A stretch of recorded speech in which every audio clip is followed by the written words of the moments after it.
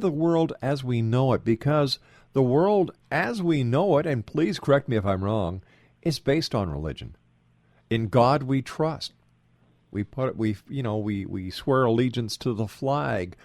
We put our hand on the Bible in court. What would happen when society realizes, hey, wait a second, something is desperately wrong with what we believe? Let me ask you this question before we get back to your amazing story. Do you think that in today's society there is no place for church and religion? No, I think there's a place for church and religion. I think that I think the church has to see things in a different way. Mm-hmm. It's like the story of, you either provide somebody with a fish or you teach them how to fish. And I think that when religion can see their role as helping people make sense of the world and the mystery and things like that, I think religion can serve a good purpose. But when they start telling people how to live their lives, and that's really, or not to think, we'll do your thinking, that's when it gets dangerous. I agree. And when you look at every religious organization, with the exceptions of the Jehovah's Witnesses and the Church of the Latter-day Saints, as well as Scientology, which are the three youngest organizations, Catholicism, Christianity, Hinduism, and even the Hebrew faith, they haven't kept up with the times. And I believe, and this is just my opinion, that this is why we're seeing a diminishing amount of people and so many pews are being emptied. Right. I think religion changes very, very slowly because it's based on faith and not good science for the most part. It changes. It's people's beliefs. But it does change. I mean, one can look throughout history, and even the Catholic Church has changed and adapted. You talk about the Mormons, they have changed and adapted. Now, Jehovah's Witnesses, they for some reason think that they don't have to change, that they're God's, people, and so they are extremely slow to change, and it's causing a lot of problems within their group. If I'm not mistaken, when I was in school and a number of my friends were Jehovah's Witnesses, they wouldn't stand up to sing the national anthem. They wouldn't stand up to pledge allegiance to the flag. Why not? Well, that's another rule. It's a rule to help control people.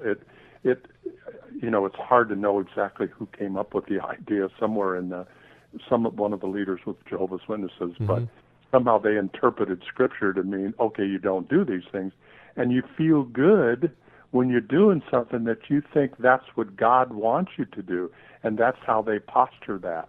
I mean, silliness, but that's the way it is.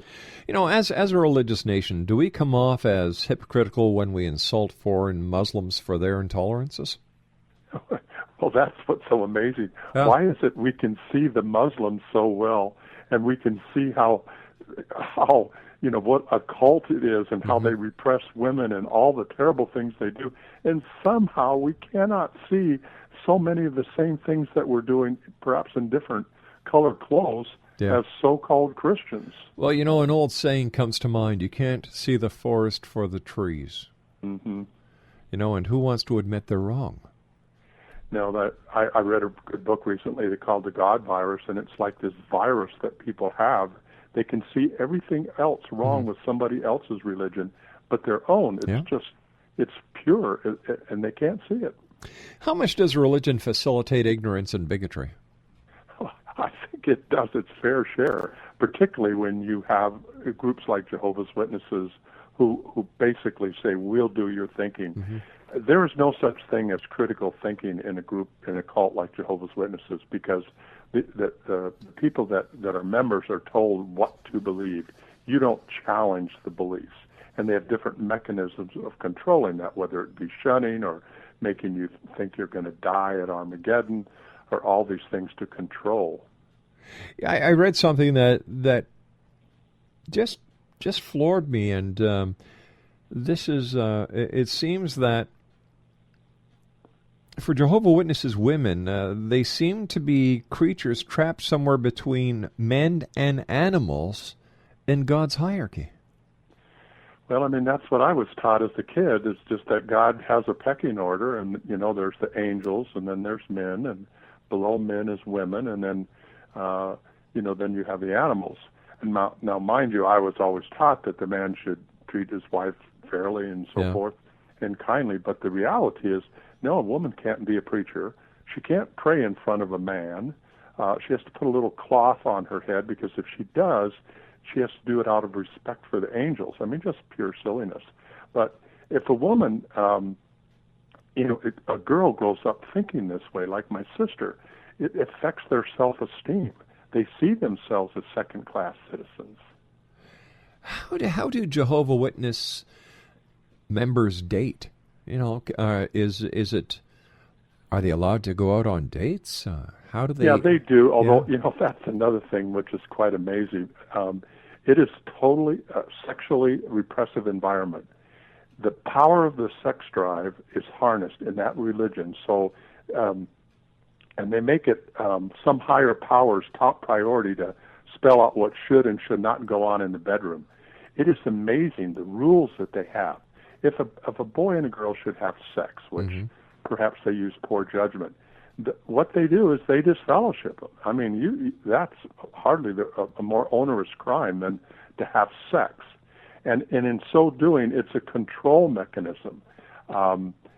It's terrible. They have to, what can I do in the bedroom? And if a couple does something they might think, well, is that right or wrong? They have to go to an elder and to a man and confess. I mean, to me, that's just disgusting. So I guess Playboy and Penthouse are out of the question, huh? Well, you might be surprised. I do think sometimes when you're in a sexually regressive environment, there's probably more of that than you can imagine, because that's what happens. You tell somebody not to do it. And they do it. And they'll do it. I would be surprised that, closet penthouses are rampant with Jehovah's Witnesses. What are some of the most ridiculous rules that the Jehovah Witness community has? We've heard about the suppression of women. We've heard about the scorning of education, the social manipulation. During one's lifetime, the world is going to come to an end. Yeah. What other strange? Well, let me count. How do I love you? Let me count the ways. Oh, you devil! Let me tell you one of the things that I find just terrible, because of the way Jehovah's Witnesses operate, and because they believe that child molestation is a sin and not a crime. Of course, they don't report it to the police. If it happens in the church and somebody confesses, they won't report it to the police, because they know they have the powers to take care of it.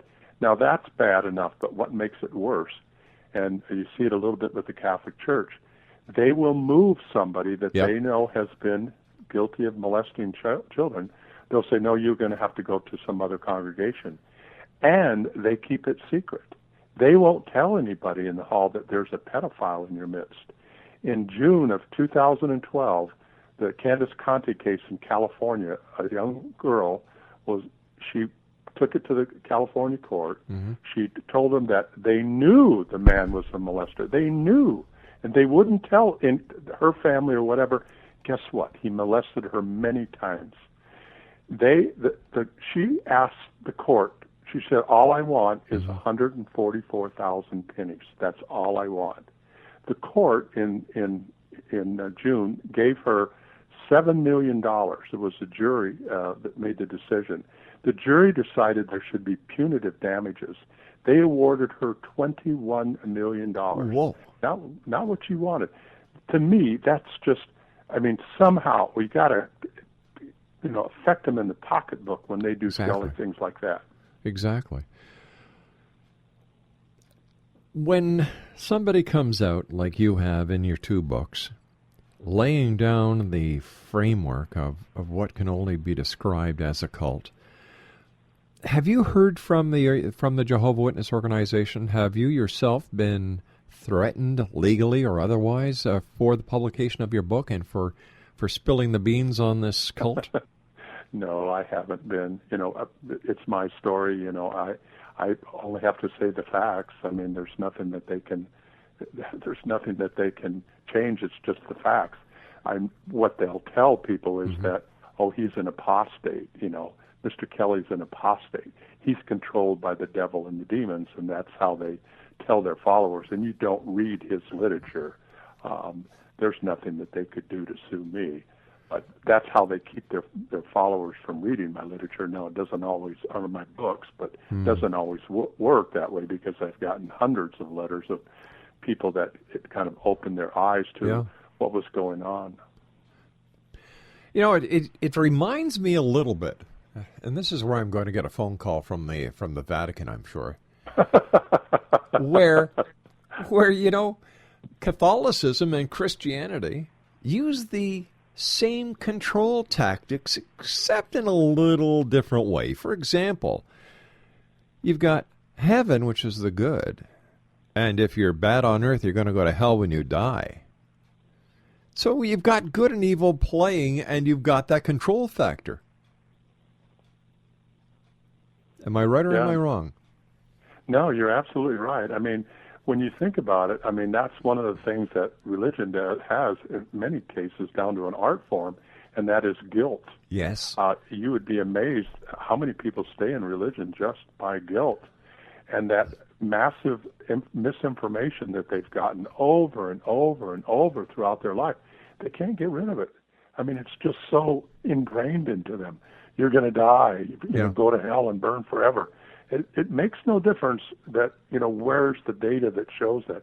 Give me the facts, But you've been told that, you've been told it, and eventually you believe it. And that misinformation, like Mark Twain said, gets them into more trouble than not knowing enough. I had a conversation with an archbishop once, and he said, whatever anybody tells you, remember this: hell is here on earth. Boom. Well, that sounds like a Jesuit. Yeah. There's some real thinkers. I've met with Jesuits because they actually are allowed to think. But there's probably some truth to that. The fear that people have of dying and not, being living in hellfire for the rest of their life must be a terrible, terrible thought. But I guess that's not one of my issues. Yeah, I know. I like that. Hell is here on earth. Anything after earth or this existence, who knows? Nobody comes back to tell us. Yeah. All right, Stan. I'm sorry, Richard. You and I have to take our final break. It's been my goodness, this hour's gone by really fast. Please stand by. Exo Nation, Richard E. Kelly is my special guest. His website is www.richardekelly.com, and he is the author of Growing Up in Mama's Club, A Childhood Perspective of Jehovah's Witnesses and the Ghosts from Mama's Club. My name's Rob McConnell. We'll be back on the other side of this break. Don't go away. He was warm, he came around like he was dignified. He showed me what it was to cry.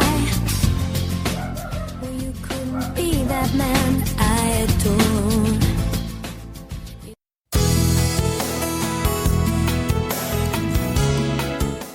With each new extreme weather event or terrorist act, it becomes increasingly obvious that we live in uncertain and challenging times. We all buy car insurance. Why not collapse and catastrophe insurance? Matthew Stein, an MIT-trained engineer and green builder, has written 2 outstanding books to help people prepare, plan for, and deal with everything from minor situations lasting a few days to full-on collapse.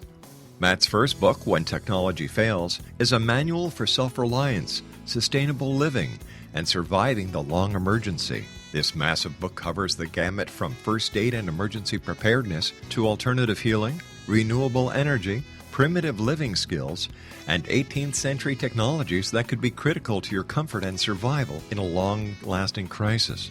Matt's second book, When Disaster Strikes, is a comprehensive emergency preparedness handbook and survival guide. When Disaster Strikes is an essential item for every family's go bag. Both books are available at all usual sources. There's a wealth of totally free information posted at whentechfails.com, and author-signed copies may be purchased at mattstein.com. That's www.whentechfails.com and www.mattstein.com.